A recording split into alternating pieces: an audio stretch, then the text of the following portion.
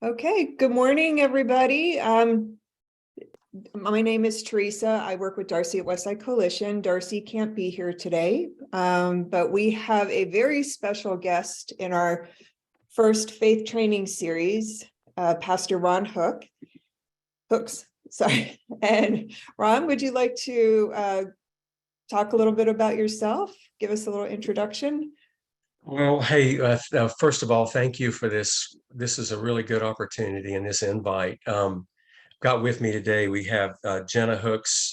She's outreach specialist, our development director, and also one of our board members, Nancy Watson, is with us today.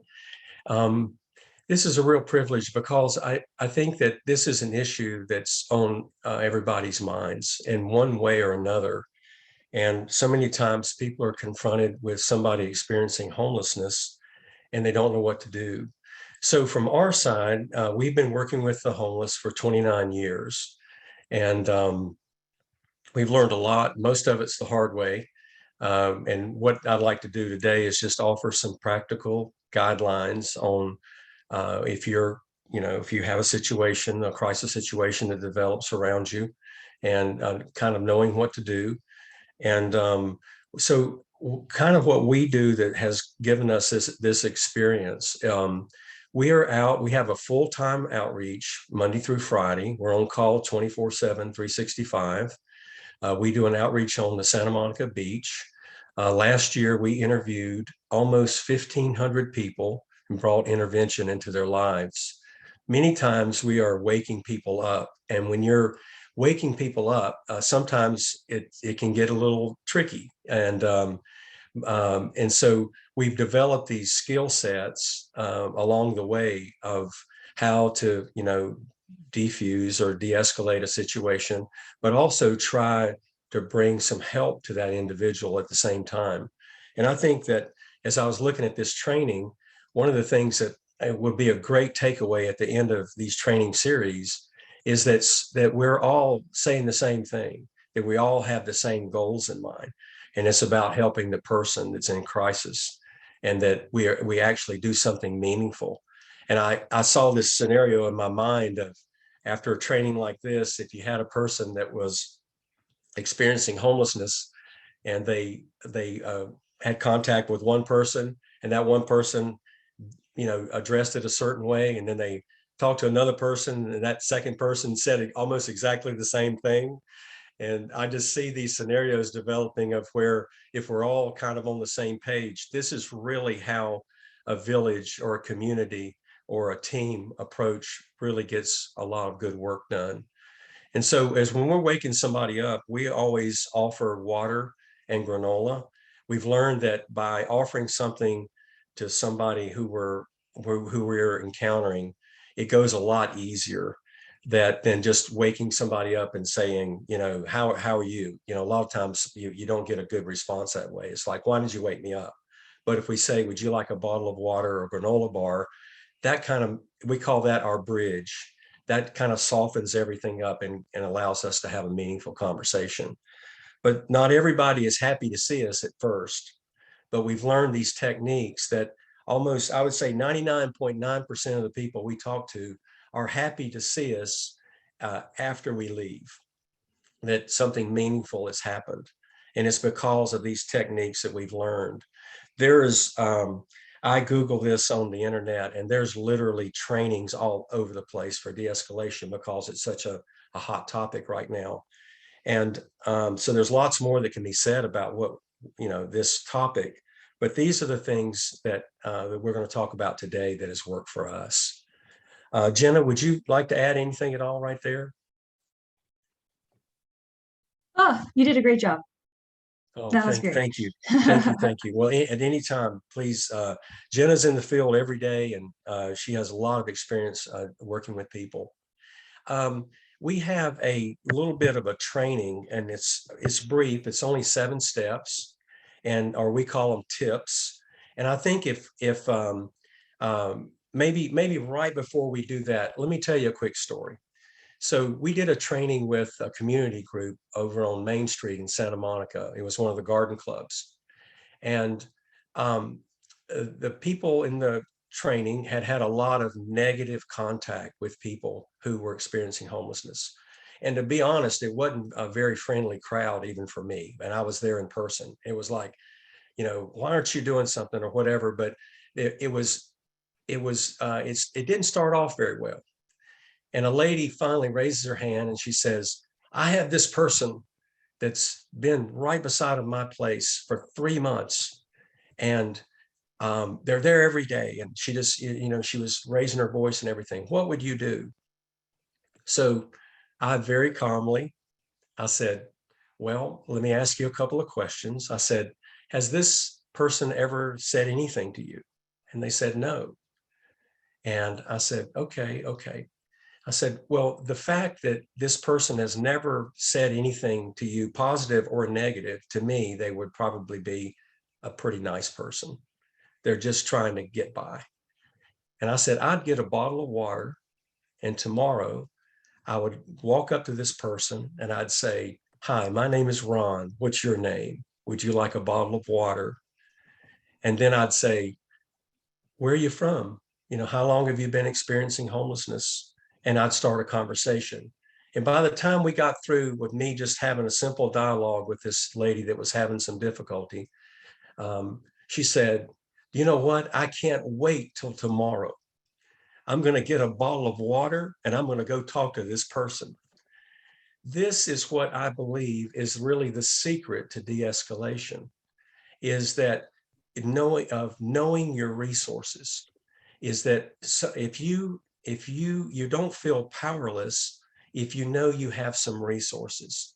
And just like for me, I know that when I talk to somebody that I have a list of things that I can talk to them about, and I'm prepared to talk about them. I don't believe that you have to have a big long list. It's too foreboding to think that, you know, you need to have 20 resources.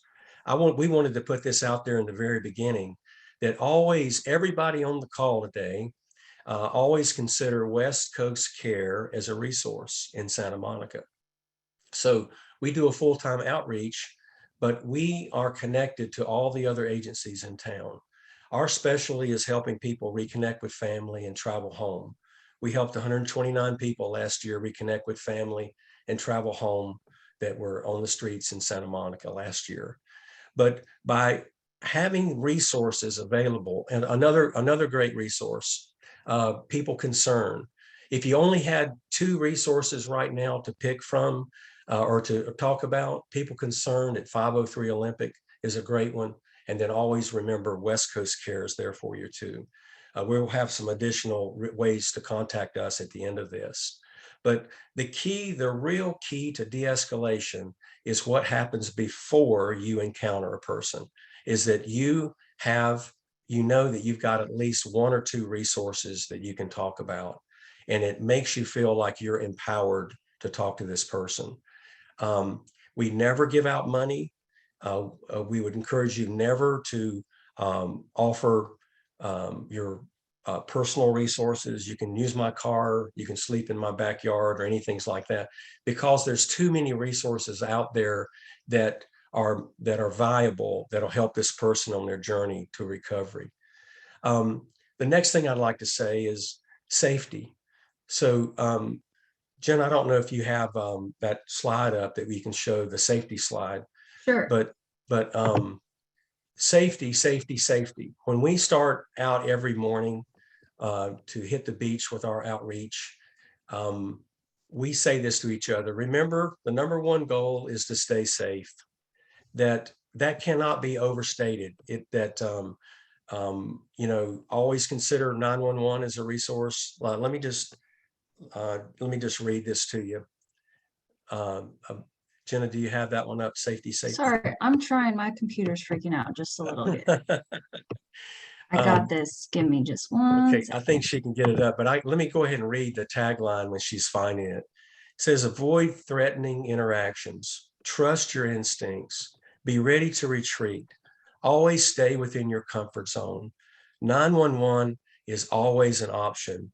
Be aware of your proximity, your surroundings, and have an exit strategy. We say this to ourselves all the time when we're out in the field. there's no reason to push it. If you're having a meaningful conversation, if you feel like you're helping this person, then stay connected, stay with it. But we really believe in safety, that there's no reason to get yourself in a situation that could be harmful to you. And that's why we said always consider 911 as an option. And be aware of your surroundings. I'd like to just say this very quickly, that we always keep a certain safe distance from people when we're talking to them. And we always know that we have an exit plan, that we're going to, if we have to retreat, we'll go this direction. So always kind of be aware of that too, if you have a crisis situation that develops. Jenna, next, let's go to the next slide, the 5-minute rule. We call this a 5-minute rule. Let me just read it to you. Be ready to give this person at least 5 minutes of your time. This is not a hard and fast number, but only a time frame to make sure that the person is heard. This helps you slow down and stay calm.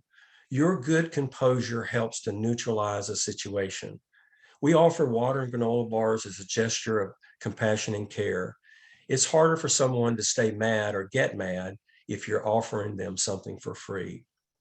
So this 5-minute rule has been real important to us. We kind of have this in an internal time clock. It helps us to not hurry through. The person feels like that they're being heard, and it helps us to slow down and think about what we are trying to accomplish. It also keeps us calm because we know that we're going to have at least 5 minutes in this interaction. Now, some people it's only 1, and sometimes it's 15. So this is not a hard rule, but it's just something that we keep in our hearts. And then I said composure. You staying calm, keeping your voice neutral, does so much to diffuse a situation. And if you notice, I mentioned again the water and granola. So I've done a lot of trainings and talk about this, and you wouldn't believe how many people I know right now that keep granola bars in their cars, backpacks, their pocketbooks, that they can do this. It's like, hey, would you like a granola bar? So it helps to defuse a situation. Like I said, you're not there to give out money. You're not there to give out resources. The best thing that you can do is give a referral, in our opinion, and stay safe. But these gestures of water and granola goes a long way. Quick story, a business called, another business that was on Main Street. And they say, we're trying to open our business. We have a person sleeping in the doorway right now, and we can't get them up. We don't know what to do. Do you have any advice? The first thing I said, does anybody have a bottle of water? And the lady asked around the store, yes, they came up with a bottle of water. And I said, wake the guy up and ask him if he would like a bottle of water, and keep me on the phone. So they did it. They woke the guy up. Yes, he took the water. The lady asked quickly, what do we do next? And I said, ask him if he's, ask him his name. They got his name. I said, tell him your name. They exchanged names. That made it personal. Then I said, ask if he's connected to any services. And he was a veteran, and said, how long has it been since he's gone to the VA? And I just walked them through the process. I said, and then they said, okay, we're going to try all these things. And they called me back, and they had a positive resolution. It really all started with offering the guy a bottle of water.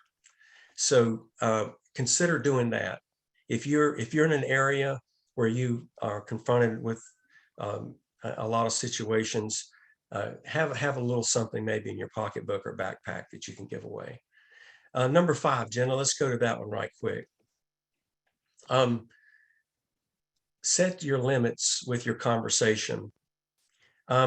Your responses to their behavior and to what they are saying has a direct effect on whether the situation escalates or diffuses. We always give out our first name and ask the person's name. It makes it personal. We also ask where they're from and how long they've been experiencing homelessness. we try to discover the real message in what they are saying and what they need. So many times you can get in a conversation that gets off track, and it's really difficult to get it back on track. If you will look down, Jenna, let's go to number 6. This is a good place to just start on that. If you keep your composure, you keep a calm voice, you know your resources. At this point, after they've been heard for a little bit, you're trying to get some understanding. You really want to kind of get control of the conversation. And a lot of times, like, let me give you one. Somebody will say, hey, would you mind giving me $1?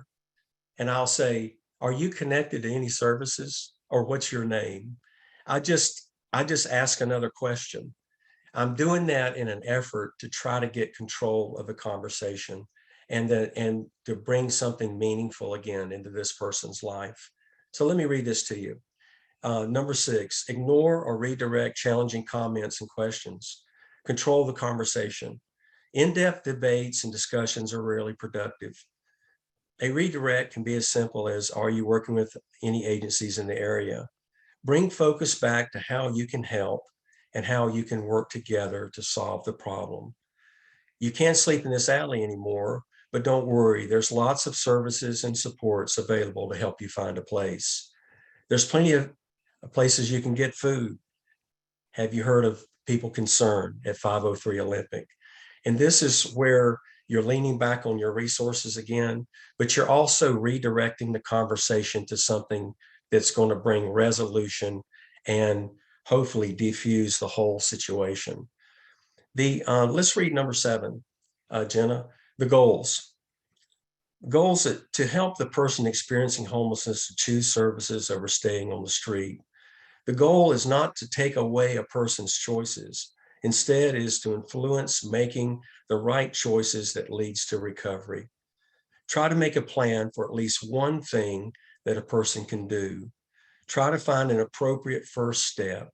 So many times we've seen significant breakthroughs by just getting a person to agree to do one positive thing. Sounds to me like you need to get an ID or sign up for an employment, interim housing, reunite with family, on and on and on. This is why knowing your resources are so important, so you can make a referral. I know this is short and sweet. There's a lot that we can talk about in here, but I think these guidelines, that I wanted to make them simple enough where you could, remember them, but also that is something that's viable that you can use out in the field. For us, we have a step 8, and I didn't put it on here because chances, if you've had an encounter, you may not see that person again that's in a crisis mode and you need to de-escalate the situation. But for us, because we're out in the field every day, we have follow-ups. And so for us, there's a step 8. And if you encounter this same person again, what you would probably do is what we do. You would ask them if they took your advice. You would ask them if they went to the VA, or did they contact West Coast Care, or did they go to People Concerned? Did they follow up? And then if they didn't, you'd ask them why, and then ask them how you can help them to get there. So there's a lot more I can say, but why don't we pause for right now and see if we have any questions. Anybody's got a comment they'd like to make, or throw a question out there. If anybody wants to put questions in the chat, Jen and I can monitor that and get the questions to Ron. Okay. So first of all, I know that we've got a lot of people on this conversation. Is there anybody out there that you're working, that there's something that has happened to you recently that you'd like to talk about, that maybe is something that's still on the horizon, that you'd like some advice? Anybody out there? I see one chat, one thing. Do y'all see anybody that would like to ask a question? I have a question. Yes. Hi, Elissa. Hi. I'm with a new organization called Better Angels. And I had an encounter last week. It was raining And I spoke to the man. The man said, "Oh, I need some food." I got him some food, and I said, "What's your name?" And I chatted with him, and then I tried to log on to the LASA portal, and the portal was the process completely broken. Like it didn't allow I don't know if you've used the portal, but there's this process where there's an email verification, and then the verification didn't work. So I tried to call a couple other places, and literally nothing I had in terms of resources was available. So then I left the guy. I came back with an umbrella later and he wasn't there, which it sounds like that was a wrong move anyway. But it just, the whole thing was sort of a terrifying situation, which is like, I wanted to help him. He wanted help. He said, "I want some shelter. I'm really cold." Like I don't know that the interaction did anything other than give him a meal. Yeah. So I guess So- the question was, what should I have done in that scenario? So it sounds like you did the best that you could, and my hat's off to you. I mean, a lot of times all we can do is try. And so the services are really overloaded right now. All the agencies are running to maximum capacity. And it's because we've had so much bad weather that if everybody is scrambling to try to find a place to stay. But there are places. And so this is why I was saying that if you just kind of don't know what to say next, this is where you could refer them to us and say, "Have you ever heard of West Coast Care?" They have a spot. They meet every day, Monday through Friday, on the Santa Monica Pier at 11 o'clock. You've got to talk to these people. They can help you. And we can always be that resource for you when you just don't know what to do. And then what we also do is we ask people, "Will you promise me you'll go talk to them? Will you promise me that you will do this?" These are desperate times, and so many times, you can't just answer a person's question right then. But to me, you did the best that you could do under that situation. And if you do get a chance to see him again, you ask him how he's doing, and then ask him how you could help. I saw one thing in the chat. Somebody asked, if you send somebody to the VA, how would they get there? So for us, we give people bus tokens, and we will help them. We'll even buy a tap card if it's a train, and we will give them bus tokens. And so that's always an option for referring people to us. And there's other agencies that do that too. And most of the time you can actually get on a bus and they'll let you ride for free. That's not tried and true.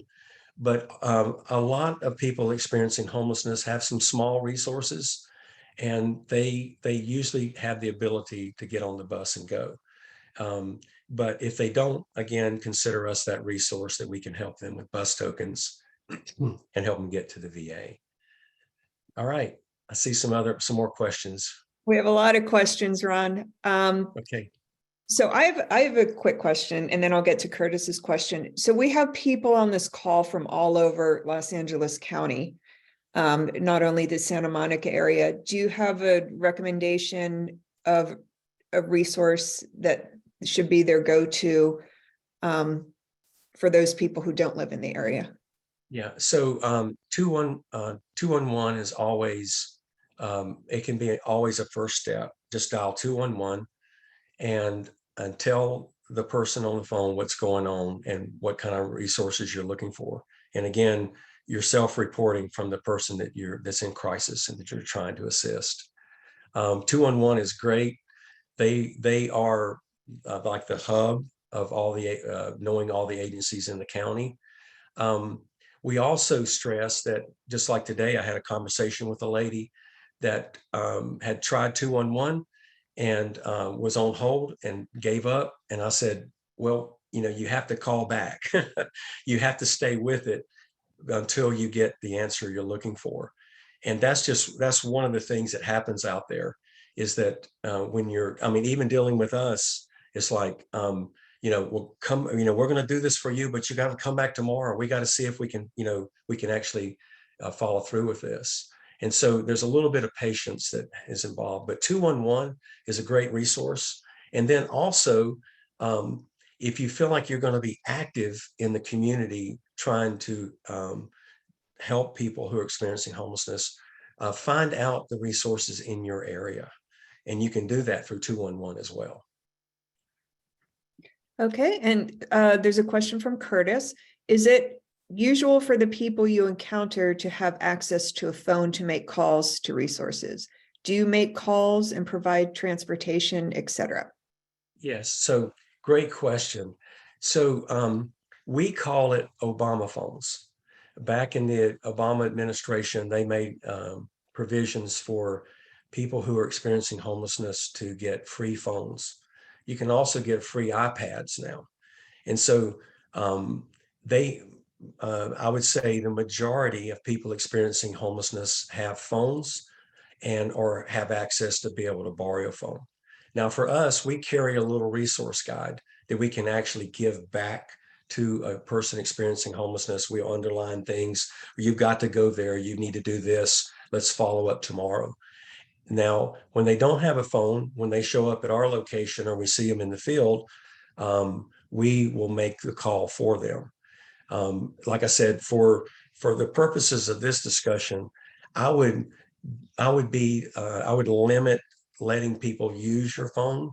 You could make a call for them. You could call us for them, but I would maintain control of your phone.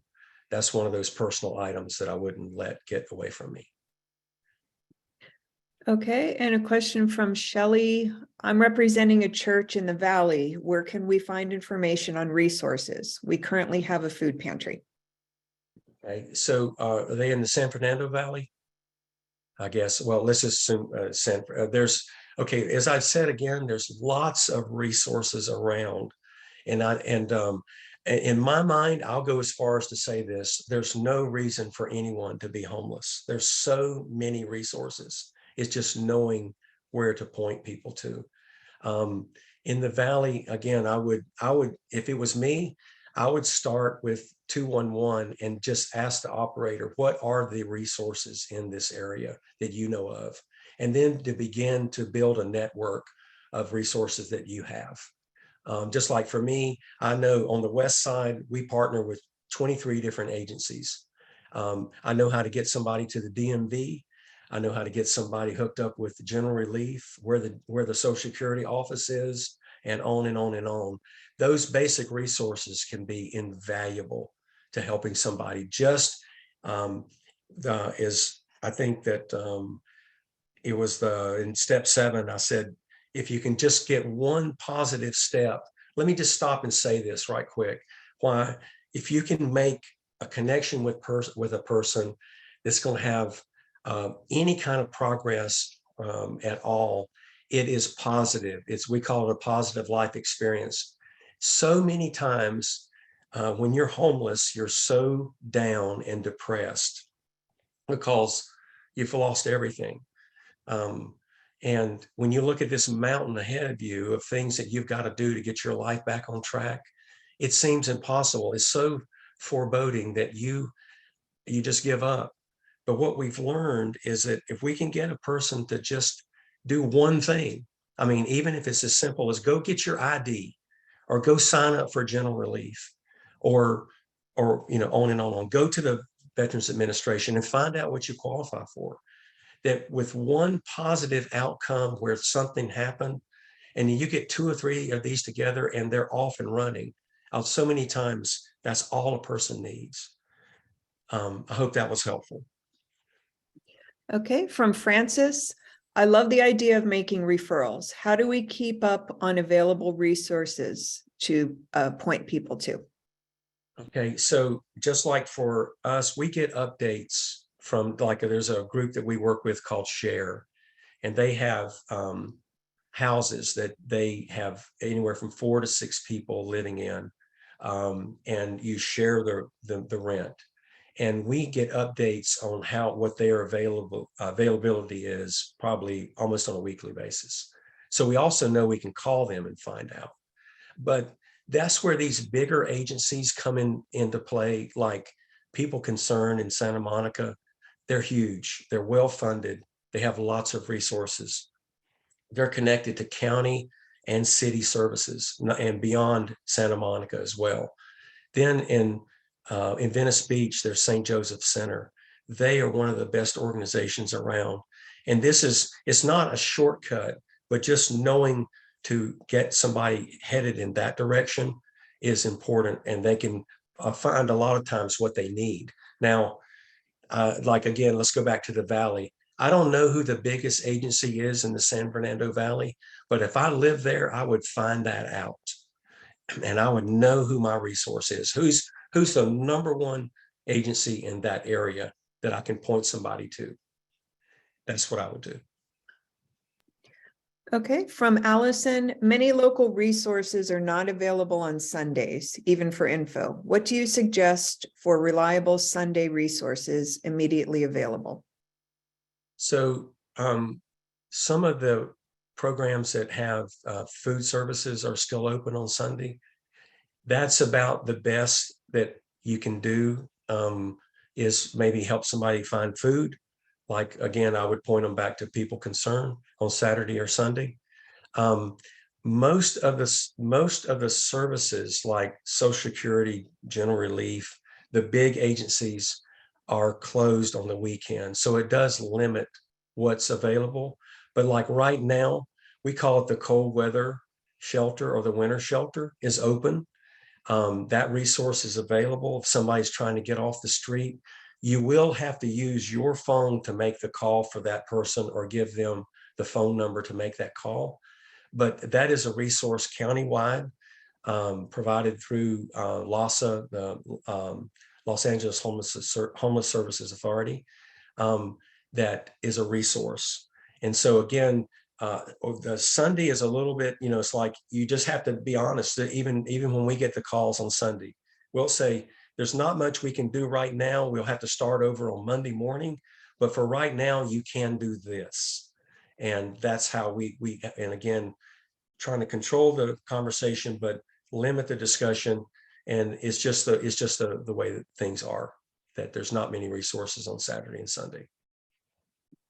Okay, from Steve Ruth, what do you recommend if someone walks to the front of the sanctuary during a church service and makes threatening comments? Well, that's where your usher staff probably has got to, be prepared for those situations and say, come on, let's talk about that out in the foyer. We really want to hear what all your concerns are. Take all the time we need, again, in a calm voice, trying to defuse the situation and try to get the person out of the sanctuary into a more neutral setting.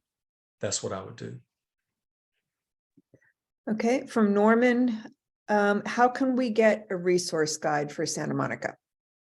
So the city of Santa Monica has a resource guide that you can get by walking into City Hall. They have them available there. We also have a resource guide that we give out on the streets. We also give it out. Almost all fire department, police department, and lifeguards carry our cards because they're a little bit more concise. We can make them available too. Jenna, make a note for that. We'll figure out a way to make that happen. But the city has done a really good job with a resource guide. It's actually would probably be better for this group because it actually spells out what each organization does and when they do it. I put the popped up the slide that has my contact info. If you want a resource guide or something like that, please just jot down my email or give me a call, and I can get you what we pass out. All right, thank you, Jenna. Okay, All right. from Bobby Rose, I'm afraid my question is off topic, but working for the state government, when I'm making initial contact with the family, I'm often met with harsh language and a lot of hostility, which I understand, but I still have a job. What can I further do to lessen this, if anything? So one day I was interviewing this kid in the jail, Santa Monica jail. He's 23 years old. And I said, I've already worked it out with the city attorney. We've worked it out with PD that you can go home if you want to. and that I can walk you right out of here and put you on a bus home. And he said, I would love to do that, but my dad told me that if he never saw me again, it would be okay with him. And I said, I'd like for your dad to tell me that. And he said, I'll give you his phone number and you can talk to him. So I left the jail. I called his father. He answered the phone. I told him who I was, what was going on. And he, just like his son said, he said, sir, I know you're trying to help my son, but if it was up to me, it'd be all right if I never saw him again as long as I lived. And then that's where I pivoted. I said, well, I know your son now, and I know where he stays. If you ever need to get a message to him, let me give you my cell phone number, and I'll be happy to try to find him for you. And he said, okay. That was Friday morning. Sunday night, my cell phone rang, and it was the dad. And he said, I don't know why I said that to you. He said, I love my son, but I'm just so mad at him. I can't hardly stand it. And he said, I'm so disappointed. But if my son wants to come home, tell him he can come home. We got him home. That was one of our best stories on a 6-month follow-up. He said the best thing that ever happened to him was coming home. So for the question, on your side, you never give up. You always offer everything you can. Like for us, I know this sounds a little coy almost, but we try to give everybody everything we can when we meet them on the first time. And I don't mean, 24 hours of conversation, but we just make sure that we've covered all of our bases. And for you on a state level, talking to people who are very disappointed in their loved ones, but you can still leave yourself as a resource for them. You never know. We've had hundreds and hundreds of stories where people have circled back to us and have asked for help finding their loved ones. That it didn't start out on the first conversation. And again, that's that de-escalation technique of you remaining calm, knowing who you are and knowing your resources that you still will make available to that person. Okay, from Peter, often people coming to our church tell us they know about the resources, but they don't want that help. Typically, they just want money. Is there anything else we can do? So for us, it's a test of how serious somebody is about breaking free from homelessness by what they are willing to do. And when somebody wants just money, to us, it's an indicator that there's more going on than they're asking for help, that they maybe, they have an addiction or a habit, alcohol, drugs, whatever. And I mean, I've had people where I would say, I can't give you any money, but I'll walk you up, I'll buy you a hamburger right now. And then say, no, thanks. No, thanks. I don't eat hamburgers. So again, it's a test for us that if you'll do the simple things and you're serious, and a lot of times I'll say this to whoever's asking the question, when you're ready to get serious, we're ready to help. There's nothing we can do today. Sorry. And because we've learned along the way that giving out money usually is not productive. We only give out money when we can verify the history, verify what we're getting ready to do, and we know it's going to be productive. Okay. In the past, there was a social service referral guide published for Los Angeles County and Ventura County, the Rainbow Resource Directory. Does this resource still exist? I haven't heard of it. Have you heard of it, Jenna? I just Googled it and it looks like it might be a resource online, but I've not utilized it before.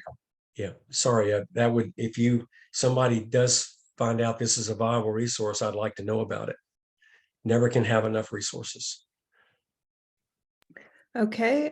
Is West Coast Care mostly volunteers? No, we have a staff of 5 people, and we do have we have a lot of people helping us. We have a group of ambassadors of 18 people, And we do have volunteer opportunities. We also give out hygiene kits as well. And we have times during the year where we get all of our volunteers together to build hygiene kits. We've networked with St. Monica's and some of the local hotels to sponsor these events, Jonathan Club, the Beach Club. It's really a great thing. So if you're interested in volunteer work, the work we do is a little bit more, we need a kind of the day in, day out of the volunteerism where, you could give a little bit more time. But I do know that all the agencies that we partner with are looking for volunteers. And if you are interested in maybe helping us with hygiene kits or, donations or whatever, we'd love to talk to you more about that. Okay, Luke Ginger has a question. Luke, would you like to come off mute to ask that? Of Yeah, I would prefer that if that's all right. course, absolutely. Okay, thanks. Thanks for the Hey, Luke. presentation. So I work at Heal the Bay, an environmental nonprofit. We don't do outreach or, provide resources. So I was just hoping I could get your take on this scenario. I hire local college students to collect water samples from the LA River. And my team is mostly women. And over the summer, they encountered a man living in the Dominguez wetlands who, was asking them questions. He was curious why they were out there. And his questions became inappropriate. Things he was saying were inappropriate. And his behavior became a little threatening. He became following them. So I was wondering what your advice would be for diffusing a situation like that, and how would you diffuse it maybe without dialing 911? Because some folks on my team are not comfortable dealing with police. So just curious what you would do. So that's where we do this all the time. Again, we hear inappropriate language and comments every day. And I had somebody doing a ride along with me one day, and somebody had said something inappropriate, and they said, "How do you stand that?" And I said, "What?" And I didn't even hear it. I didn't even hear what the person said. I actually did hear it, but I didn't hear it in my heart. So I always try to see in my mind, just like with that inappropriate comment, discussion, the person following. So again, I go back to safety. We don't push it. I would tell your staff or your volunteers to just walk away. If the person continues to follow and they feel threatened, that's when I would call 911 for sure. We don't hesitate to call 911 ourselves. We don't have to do it very often at all, but when the situation arises, we do it. That's what they're there for. And Santa Monica Police has a division called the Help Team. These people are trained and they know what they're doing. They also know how to de-escalate a situation. But change the conversation if you can. With somebody saying something inappropriate, that's exactly what I would do. I'd say, "Hey, brother, what is your name?" And I would offer my name. "Where are you from? Where are you working with any services?" I try to get control of the conversation in that way. And that's the best that we can do in defusing or de-escalating, is to try to gain back control. Their composure is also important. If they start yelling or raising their voice, usually it doesn't turn out well. I would like to put this out there to you. We know your organization. You guys are doing a great work. We see you out there like all the time. And it might be cool to actually do a training with your group, like we're doing right now, and talk about it a little bit more in depth about how we can all work together to help people who are experiencing homelessness. That might be pretty cool. Yeah, we would love that. We'd really appreciate that. So yeah, I can reach out after the training. Thank you. Yeah. Hey, I saw a quick question. We are located where our meeting spot is on the pier. We call it the Blue Gazebo. So right across from Hot Dog on a Stick on the boardwalk there, on the corner of the pier, you'll see a blue gazebo. We're there every day, Monday through Friday at 11 o'clock. It's just our meeting spot. If we've had contact with people experiencing homelessness, we'll tell them, "Hey, if you want to talk more, if you want to fill out an application or whatever, come see us at 11 o'clock. This is our meeting spot. So always know that you can send somebody our way.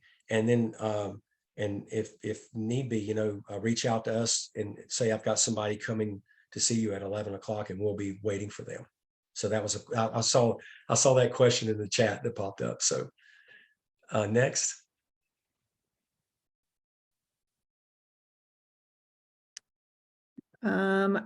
Let's see. It's 11 o'clock, Monday through Friday, 11 o'clock. Is there a high percentage of homeless here from other states? So this is it's a controversial subject from our perspective and the people that we encounter, because we ask people where they're from. The majority of people are from other places. They're not from here. The way the stats are collected, sometimes if you've been here for a certain number of months or years, then you're considered local. But a lot of times what we'll say is, so you were born in Los Angeles? And they'll say, no, I was born in Oklahoma. Well, so how long have you been in Los Angeles? Been in Los Angeles for 3 years or whatever. But that's why we love our program of reconnecting people with their families. We believe that this is some of the best work that we can possibly do when it's possible, because usually that's where the damage has been done. There's been a break in relationships with the family. And if we are able to restore those relationships and get that person back home, reconnected with their family, they instantly have a bed to sleep in, a roof over their head, resources. And we've seen it happen so many times of getting that person going again really quick.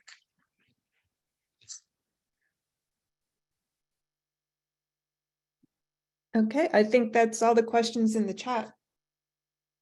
Okay. So I see, do you see, I see 19 on the chat. I don't know if that means anything. Do you see that same number? I'm not sure. Somebody is asking a question, how we're funded. I see this one pop up. So West Coast Care is a 501c3 nonprofit public charity. We're funded by private support, and we also get a grant from the city of Santa Monica. We'd love to talk to you more about it if you have a heart to give and contribute. Again, you can reach out to Jenna below if you'd like to know more about how we are funded. So Jenna, do you see the chat? I just saw the number increase where maybe there's other people. I think that might be the number of messages. Okay. Yeah, because you had a bunch of, those were probably all your new messages. So, Okay. because I kept Okay. seeing numbers pop up too, but it was when I hadn't read one.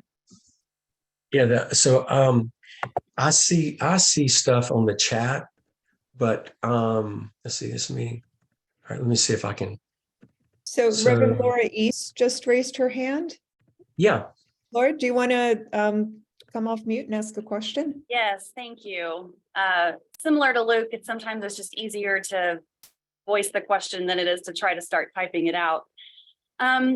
So I'm the associate pastor at Brentwood Presbyterian Church in West LA. And like so many of us on the call, we deal with people experiencing homelessness in a number of different capacities. And I think the two main feelings, at least that I've encountered when we're trying to deal with people experiencing homelessness, there's a lot of fear. We're afraid for our safety, and that's because there has been some acts of violence, but also just in general, not knowing the current mental state of a person, and then also feeling ill-equipped to handle the situation. And so what I hear you saying, Ron, and thank you so much for all of this, is to have a plan, and it can be brief and it can be basic, but to really not be afraid to approach somebody and say, here's a bottle of water. Are you connected with resources? We love you. We're praying for you. I'm sorry that you can't stay here. How can we support you as you move on, without giving somebody money. You know, thinking about what the script could potentially be for those of us who are working in churches and having to navigate this on a weekly basis, on a Sunday morning basis, all the different scenarios, but really having confidence and the security to feel like we are empowered to navigate the situation. Or I think you have summed it up. That's a great synopsis for this discussion. That just like for us, if you can imagine, we're doing an outreach and we go to talk to somebody and we don't know what we're going to say, or we don't have any resources, I would be afraid. But because we have so many resources and we have the ability to make it happen, and just like at a church, I know I'm Pastor Ron, that I was a pulpit guy for 30 years. That we had the encounters. I pastored in the inner city of San Francisco, and almost every Sunday we had something going on. But I would start out by a lot of times by saying, okay, so number one, we're here to help. So just put that, we're here to help. Now let's go outside and talk about it, and then, but we would have the resources, and it's kind of like, in my mind, even today, I can do this, but I can't do that.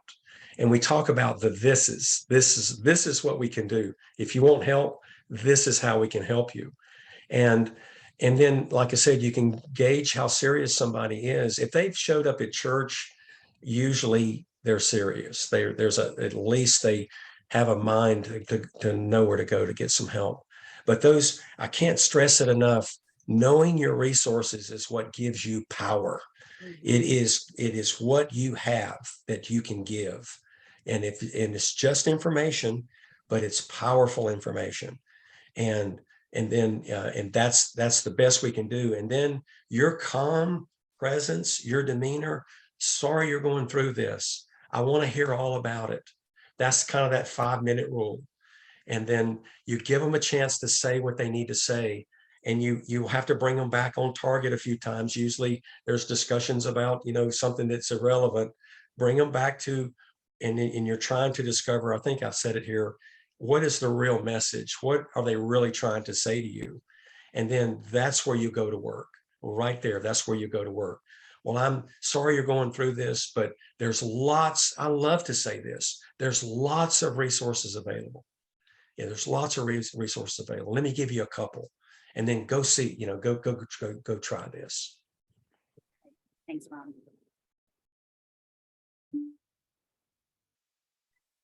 I have another question. Yes. Sorry, I raised my hand and I just spilled out. So in a situation, I've encountered this a couple different times in my work where someone is just not able to have a conversation, where they're too sick or injured or disabled, or something is happening and they're just not able to have a conversation. How can we help that person without calling the police? So let me give you a couple things. First of all, the police actually have 2 Department of Mental Health Care workers on contract. So the police, if you can see the police maybe a little different, they're not just law enforcement, that especially the Santa Monica Police Department, they are so well trained in social services. They know also how to get people the right help. But by calling the Santa Monica Police and telling them that you've got a situation that involves mental illness, they could possibly have their DMH worker, their Department of Mental Health worker, come right out immediately. Also, the fire department has a resource called the CRU. That stands for Community Response Unit. They have 2 firefighters that drive an ambulance around. They're also paramedics, and they can offer resources to stuff that's dire and immediate. So again, that's kind of that resource. Jenna, there's a couple of more we need to make sure that we have available. And those are but I really would like to say this again. I know there's been a stigma about the police over the last several years, but I see that stigma changing. But we've worked with law enforcement for years and years and years, and we consider them a resource. They have actually helped us help so many people. I can't even count how many people that we work together to help people. So don't shy away from using or calling the police if you need to. We don't, and we've had lots of success doing just that. Thank you. Are those resources in the city of Santa Monica proper that you're referencing? Yes, that's so the Santa Monica Police Department has a unit called the Homeless Liaison Program, where they have, I believe it's 8 police officers designated on this team. And that's what they do, is help with homeless related situations. We know everybody on the team, they're excellent. The fire department, you would have, I would call dispatch on either one of these, but the CRU, or the Community Response Unit, that's who I would ask for. If you've got like a man down situation, there's somebody you know that's hurt or incapacitated, they're not moving, you've tried to get them up, that would be a good first resource to call. And we don't hesitate. We do not hesitate. If we have a man down, get that resource rolling immediately. Get that person some help.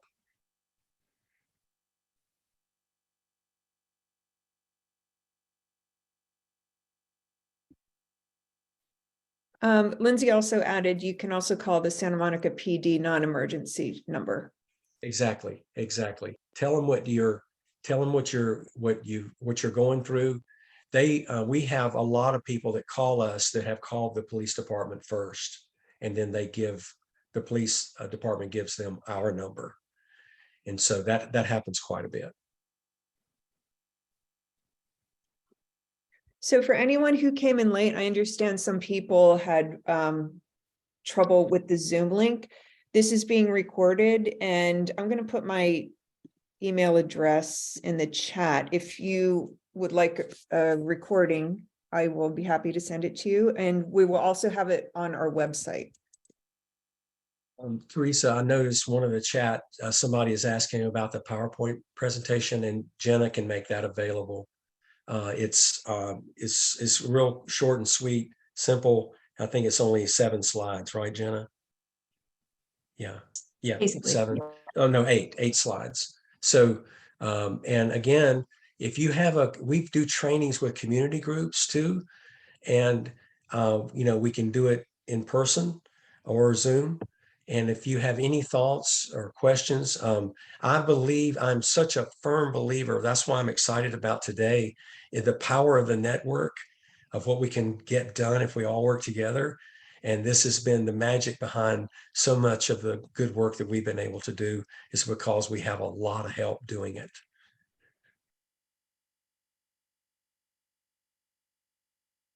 Are there any other questions before we wrap up?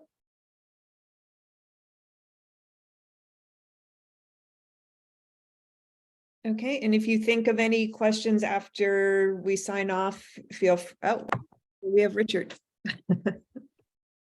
Are you aware of the City of LA resources? The resources that we network with are on the west side. So we do, like, PATH is a great organization. They are countywide, but they are also local too. And they're unbelievably great organization. They're on Cotner Avenue in West LA, but they have a big place in downtown Los Angeles. LASA is a resource. I mentioned that earlier. It stands for Los Angeles Homeless Services Authority. They are one of the biggest resources out there countywide. And remember, I also mentioned 211 to start finding out the resources in your area. And let me ask you to say this too. This is a good one. If you do get a resource, just like you find somebody that does something in your neighborhood or your area, ask them who they know. That's been one of our saving graces, is like, I know other groups that do what I do.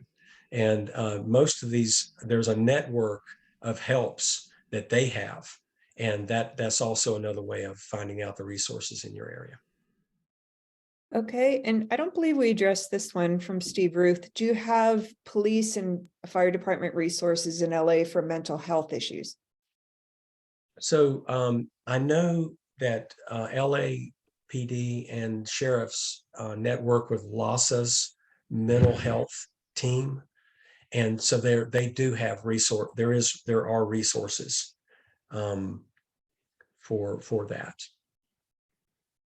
Okay, and Ron, can you tell us about yourself and how you became involved in the work? Well, here in Santa Monica, we came to town thinking that we were going to open up a resource center, and we had trouble finding somebody to lease a building to us. And we started just walking through downtown Santa Monica, looking for buildings and what have you. And in the same time, we were talking with the homeless out there. And one week, like 3 or 4 people said in the same week, they said, "Who are you and what are you doing?" And I said, "Well, we're trying to open up a resource center." And the people basically all said the same thing. "Well, what you're doing now is working." And I said, "What are we doing?" And they said, "You're coming over here every day, you're talking to us, and you're helping us." That was how our outreach started in Santa Monica 17 years ago. And when we started getting some success and helping people reconnect with family and go home, there was no turning back. And outreach wasn't a really big thing back then. And we did some really innovative work within the community to get the outreach started and helping a lot of people in the process. Okay, and Ashley has her hand raised. Ashley, do you want to come off mute? Hi, Teresa. Thank you. And hi, Ron. Thank you so much for Ashley. everything you're sharing today. I just wanted to mention, as far as City of LA resources go, there's actually a few other programs coming online, including one through the Alcott Center, that are going to be unarmed crisis response models that are all centered around mental health and responding to crises. Those are coming online in probably March. But the City of LA just put out an RFP and finalized all of that. And so we're figuring it out as we go and figuring out all the details, but there's more to come for sure. Yay, that's good news. That's good news. I know there's a couple of groups that are working on some not databases, but apps of where you can readily resource. Like if you're looking for a shelter, you're looking for treatment, you're looking for a job, interim housing, trying to get home, like what we do. And we're hopeful that these apps will be online soon, and that will be another big resource out there. Any other questions? Oh, Elisa, what group is working on the apps? I think that's a question for Ashley. So I don't, you know what? It's a group out of Malibu, and I have done some beta testing with them, and I'm working with the lead on it. I don't have that information as far as what they're going to call it or anything, but it's soon. Just keep our fingers crossed. This is a good one. It's a really good one.